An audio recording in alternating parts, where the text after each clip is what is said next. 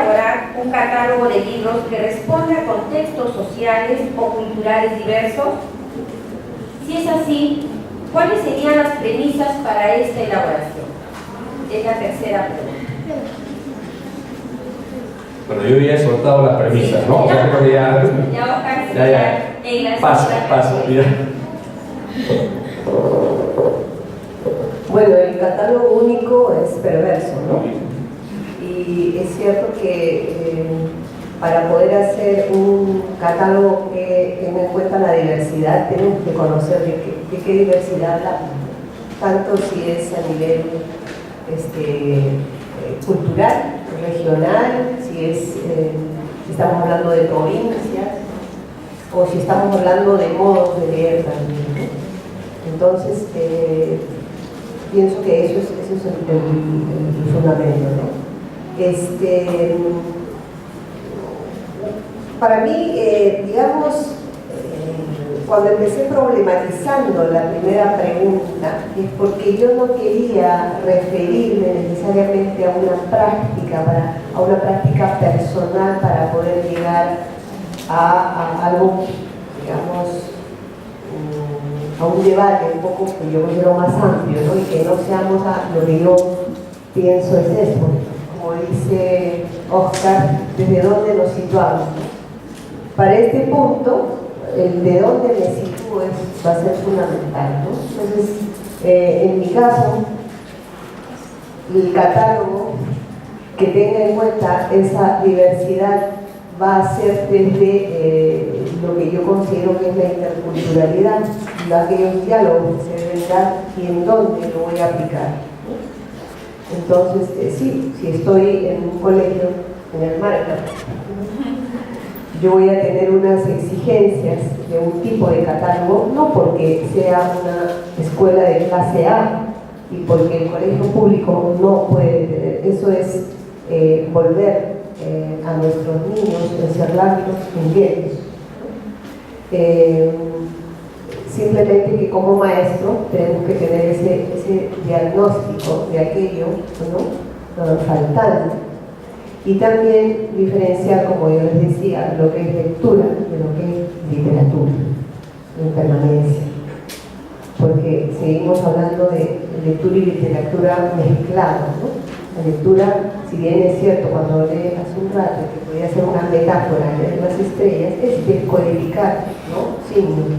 Y en el caso de la escuela, nuestra obligación inicial es la apropiación de la lengua escrita, ¿no? Del código escrito, como punto, como hito, digamos, ¿no? Entonces, cuando uno determina un catálogo único a partir, por ejemplo, de un ministerio, para un país diverso como el nuestro, es cosa seria, porque si bien podemos difundir la riqueza o el interés que pueda tener una obra literaria, también estamos imponiendo miradas, y esas miradas suelen ser autorreferentes, suelen ser lo que la persona considera que debe ser, como me sucedió en una reunión que tuve hace unos años en el ministerio, donde éramos 30 personas y se nos consultaba cuál era el catálogo, y obviamente había personas o de editorial, maestros, éramos varios autores, y cada uno dijo aquellos libros que más le gustaban. Entonces, si uno está pensando en una propuesta, ¿no?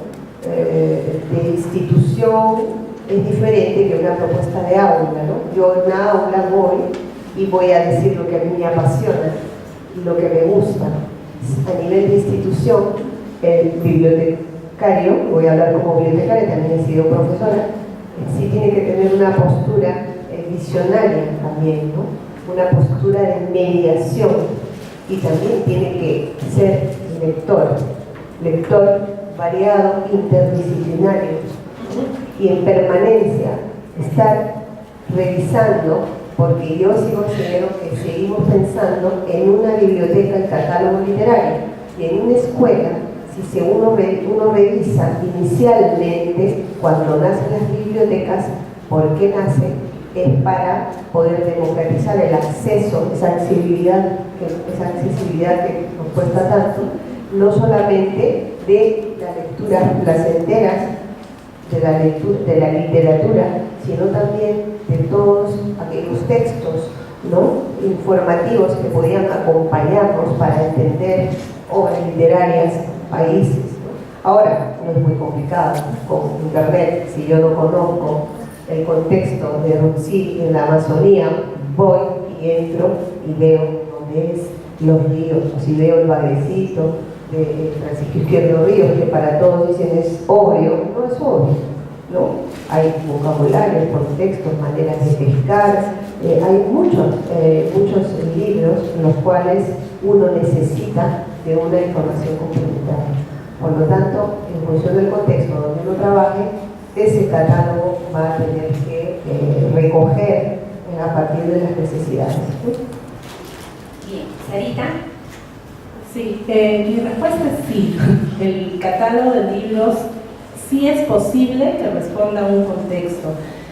Es más, en este proceso de formación de lectores, uno de los aspectos que debemos de considerar es que el libro le puede dar al alumno la posibilidad de conocer un contexto. Ahora, considero que hay dos maneras de trabajar este asunto de cómo conocer el contexto. Por un lado, el libro te puede acercar al contexto del país donde está inscrito, de acuerdo a su mismo contexto, a su situación, al momento en el que fue publicado, a su contexto real, ¿no?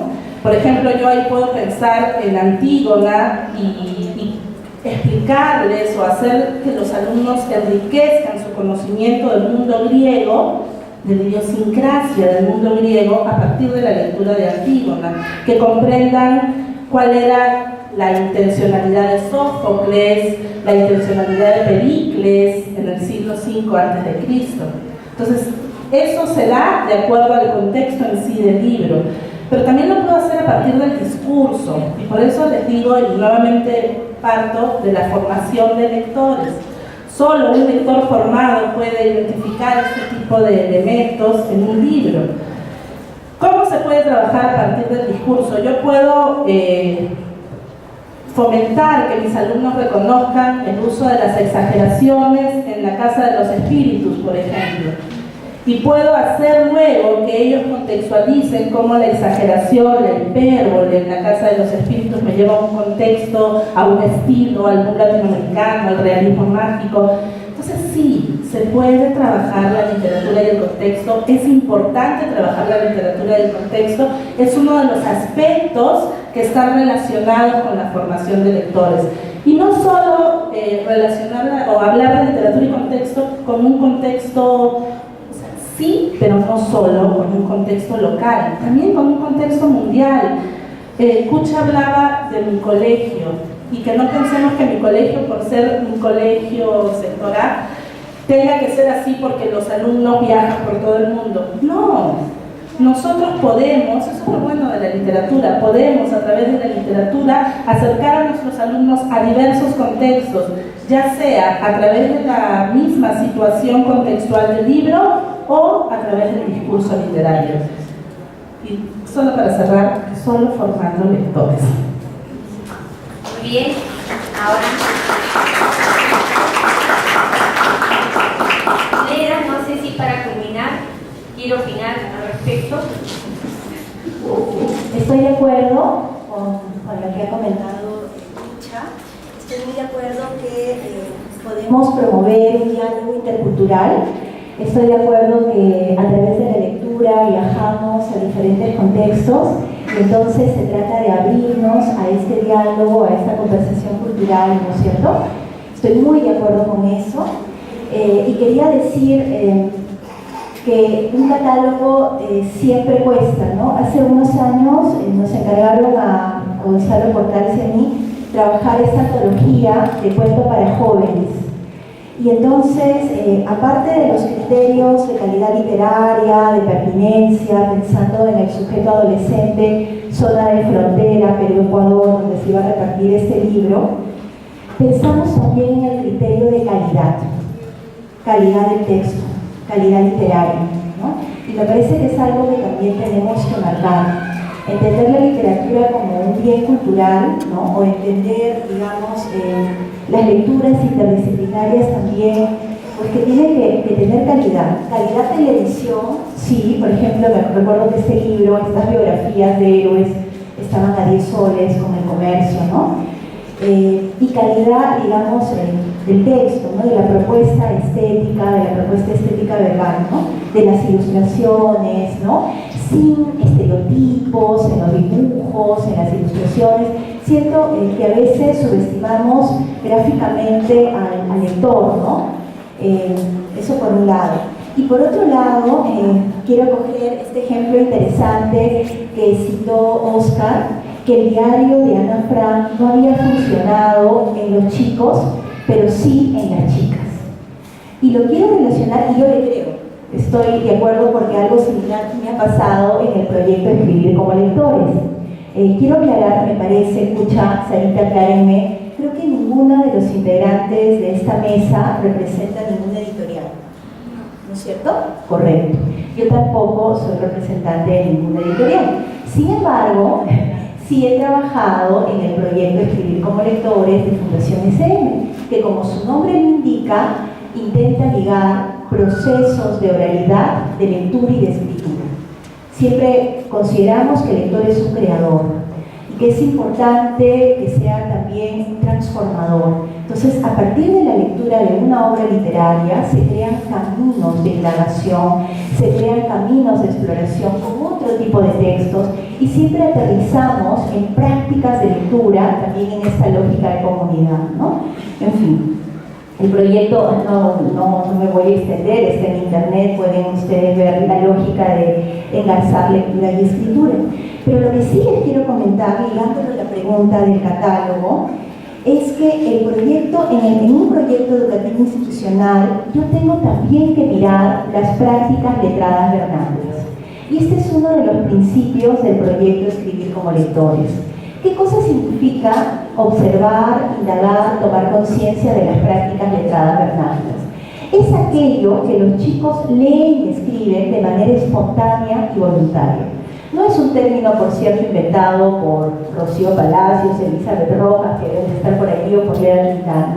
Es un término utilizado por Virginia Zavala, por Daniel Casani, ¿no? Es un término que tiene que ver con esas prácticas que ya los chicos tienen. Y entonces, cuando por ejemplo una vez fuimos a un colegio de mujeres en Chorrillos público, porque nosotras atendíamos escuelas en zonas urbanas marginales, ¿no? Nos encontramos con que las chicas, aparentemente, decía el maestro, no leían y no escribían nada, absolutamente nada. Y sin embargo, ojo, tiene razón Oscar, público femenino, porque estas prácticas efectivamente tienen un significado, un sentido, ¿no? Estas chicas escribían con mucha pasión debajo de la carpeta. Escribían algo muy importante. Escribían algo y se les iba la vida en escribir ese algo. Y cuando miramos un poquito más, nos dimos cuenta que estaban escribiendo un slam. Respondían este cuaderno, ¿no? Con preguntas como ¿quién te dio el primer beso? ¿Eres virgen de labios? ¿No? Son intereses, ¿no? Marcados por, digamos, la que están, pero también intereses muy marcados por la sociedad, ¿no? O sea, lo masculino, lo femenino, sabemos que son construcciones socioculturales también, ¿no? Y entonces, indagando más, nos dimos cuenta que sus líderes eran las vedettes, ¿no? Las vedettes. Y estamos, ojo, hablando del proyecto educativo institucional, no perdamos de vista este norte, ¿no? Entonces, ¿qué hacer? La escuela tiene que mirar cuál es la problemática y tiene que mirar más allá de los supuestos, porque el supuesto era que no leen y que no escriben, y sin embargo, en otra escuela nos damos cuenta que aparentemente no leen y no escriben, y sí, todas las paredes de la escuela están llenas de grafitis. Grafitis con dibujos, con símbolos, con frases cortas y con función poética, en la que expresan adhesión a un equipo deportivo, con lisura, con agresividad, ¿no? Etc. Y entonces la escuela tiene que coger eso, En el caso del Colegio de Mujeres, ¿qué pasó? Hicimos un proyecto, justo el libro que estábamos trabajando en ese momento era La leyenda del signo, está poblado de mujeres, de personajes femeninos fantásticos, ¿no? Y entonces planteamos la siguiente pregunta retadora. ¿Qué pasaría si Isabel, el personaje puber de esta novela de aventuras fantásticas, tuviera un slam? Y se lo pasa a las hadas, a las brujas de esta novela, ¿no?, de aventuras fantásticas. Y entonces se hizo como proyecto de escritura un slam de personajes femeninos de esta obra literaria, La leyenda del signo, ¿no? Y entonces, por grupos, las chicas indagaban en el personaje, investigaban cómo era, y se ponían en la piel del personaje y escribían dándole voz a ese personaje femenino. Estábamos promoviendo la alteridad, estábamos promoviendo luego el contraste a ver de respuestas, porque una cosa es responder desde la lógica de la bruja, a responder desde la lógica de la, digamos, el hada sabia, ¿no?, etcétera, etcétera, etcétera.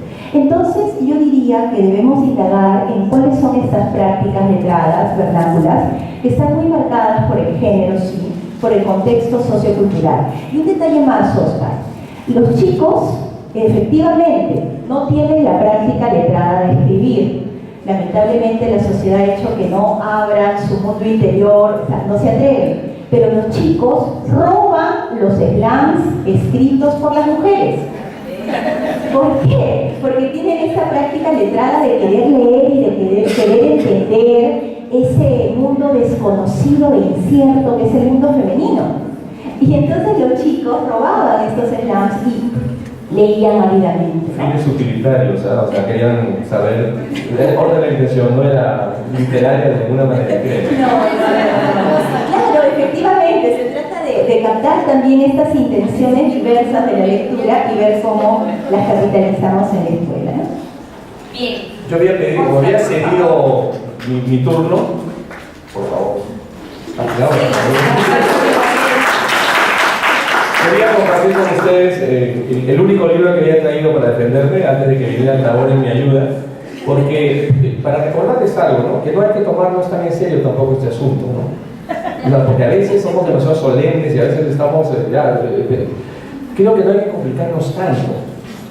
Es decir, yo creo que para iniciar en el cine a nuestros hijos o a nuestros amigos, no necesitamos estudiar un curso de cine, ¿no? Sencillamente tener mucho entusiasmo. Obviamente es mejor estar informado, leer críticas, poder entender todo eso, ¿no?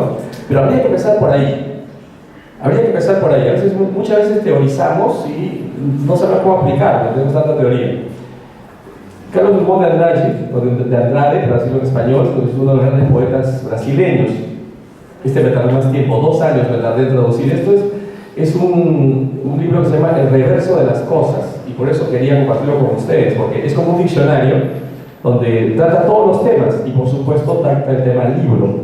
Entonces voy a leerles las 6 pequeñas, un poquito nada más, pequeños aforismos que tratan sobre el libro, para ver que tampoco hay que tomarlo tan en serio, pues, ¿no? O sea, más bien hay que meterse en el libro. Espero que hayan notado que todos mis ejemplos han sido motivados por un libro, ¿no? O sea, casi invitándolos a leer. Eso hacemos con nuestros alumnos, es decir, para cualquier cosa, ya Vallejo escribió el poema. O sea, no importa qué situación esté, ya Vallejo lo escribió, o Neruda, o alguien. Es cuestión de que tengamos nuestro catálogo mental también. No, porque olvidé decir, no solamente leemos narrativa, que eso es lo que generalmente los grandes lectores de literatura tienen, no, también teatro, también ensayo, leemos a Sabater y sobre todo poesía. Preparamos una selección de poemas y no se imaginan, Bukowski, leen a Bukowski, a Pessoa, leen a Drummond, o sea, leen a Borges. Es decir, no prejuzgamos esa posibilidad. Comparto con ustedes esto y termino, ¿no? Libro. Todo se aprende en los libros, incluso la inutilidad de escribirlos. En los libros los autores muertos hablan y discuten entre sí. Da lo mismo escribir 100 libros que no escribir ninguno. Hay libros escritos para evitar espacios vacíos en el estante. Los libros contradicen a los libros y a los hombres que los escriben. Y por último, si todos los libros fuesen indispensables, no habría tiempo ni espacio para los lectores. No nos olvidemos de los lectores, ¿ya? no nos compliquemos tanto con los libros, no nos olvidemos de los lectores, tenemos que crear lectores. Gracias.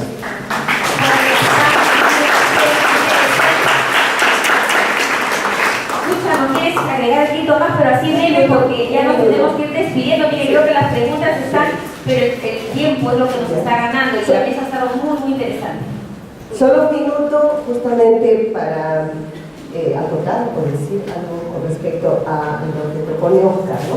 No hay que teorizar tanto, no hay que complicarlo, es cierto, este tema tiene que ser más ligero, placentero, pero tiene que ser profundizado, ¿no? Yo sí creo que hay que problematizar.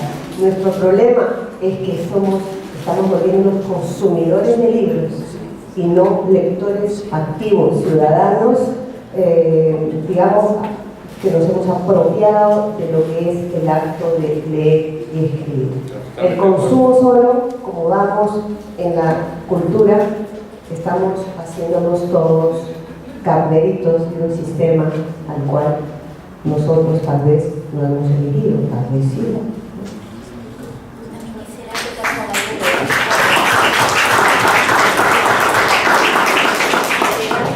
Quiero empezar quiero terminar como empecé.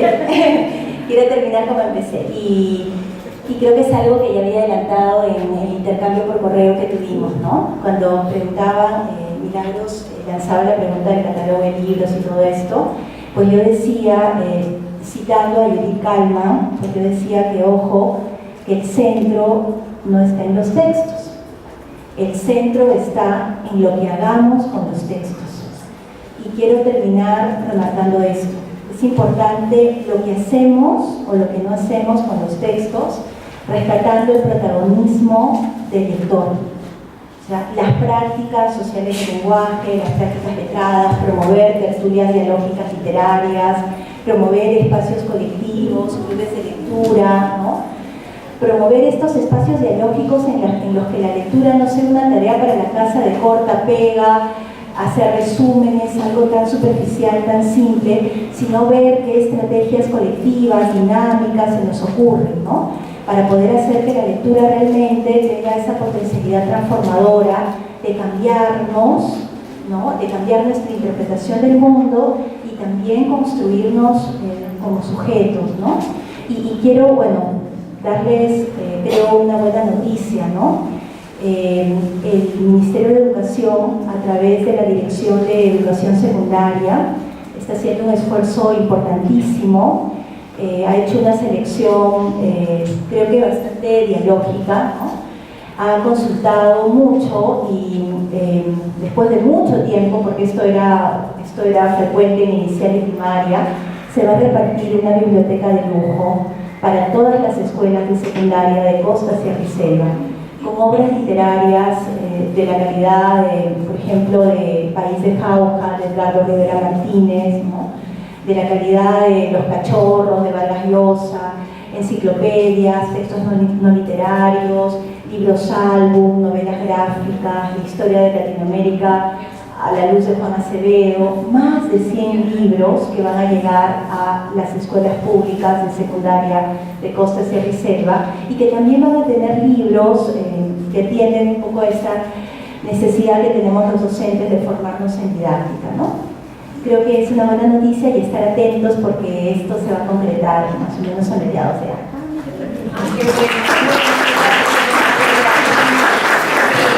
Para despedirnos, entonces, un mensaje de 30 segundos. Sí, bueno, agradecerles en realidad que nos hayan escuchado. Nos encanta hablar de libros, nos encanta leer y también nos encanta, a mí me encanta formar lectores, ver cómo mis alumnos se enriquecen, ver cómo un alumno me dice, Miss, cuando Vallejo repite hay golpes en la vida, lo está repitiendo porque se ve ahí cómo tiene un concepto cíclico acerca del pesimismo con la vida. Eso me hace ver que mi alumno está pensando y con eso soy feliz.